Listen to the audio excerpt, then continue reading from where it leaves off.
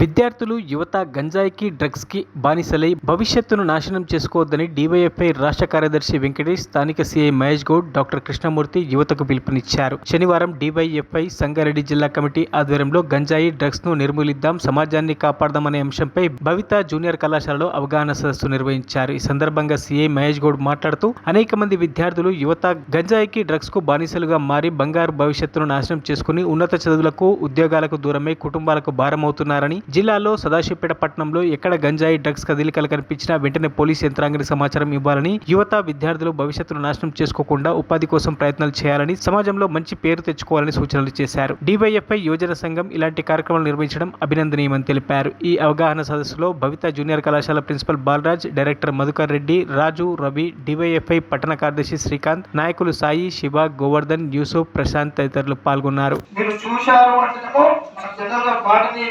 BiPC వాళ్ళు ఉంటారు, వాళ్ళ పాటలో భాగంగా మొక్కలు చూసుకుంటారు కూడా సిగరెట్లలో లేదంటే డైరెక్ట్ పేపర్లో అది రద్దు చేసి తాగుతుంటారు. దానివల్ల ఏమైతే డాక్టర్ సార్ చెప్పినట్టు మనిషి ఆయన ఏదైతే తాత్కాలిక ఆనందం మనిషి ఇక్కడ మనకి ఎవరికైనా కొంచెం స్వీట్ ఇష్టం ఉంటే ఎంత ఆనందం పొందుతారో తింటే ఇది తాగడం వల్ల అలాంటి మానసిక స్థితికి లోనైపోతారు. అంటే ఆ మత్తులో వాళ్ళు ఏం చేస్తున్నారో, వాళ్ళు ఎలా ప్రవర్తిస్తున్నారో అనేది కూడా తెలియదు.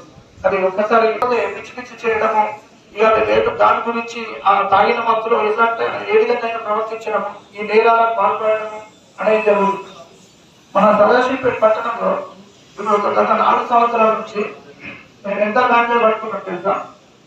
ఒక 6 BCMలు పట్టుకుంటాం.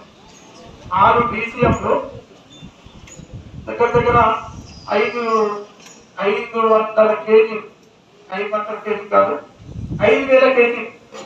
అంటే ఈ 4 సంవత్సరాలు 5,000 కేజీలు పట్టుకుంది. డాక్టర్ కావాలన్నా, ఒక యాక్టర్ కావాలన్నా, ఒక సినీ డైరెక్టర్ కావాలన్నా, ఒక శాస్త్రవేత్త కావాలన్నా, అదేవిధంగా ఒక పొలిటికల్ లీడర్ కావాలన్నా, అదేవిధంగా ఒక మంచి గవర్నమెంట్ ఆఫీసర్ కావాలన్నా కూడా విద్యార్థి యువతరం నుంచి రావాల్సి ఉంటుంది.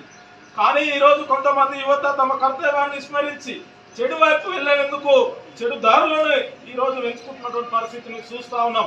కానీ ఇది సమాజానికి కానీ దేశానికి కానీ ఏమాత్రం కూడా మంచిది కానటువంటి పరిస్థితిని చూస్తూ ఉన్నాం.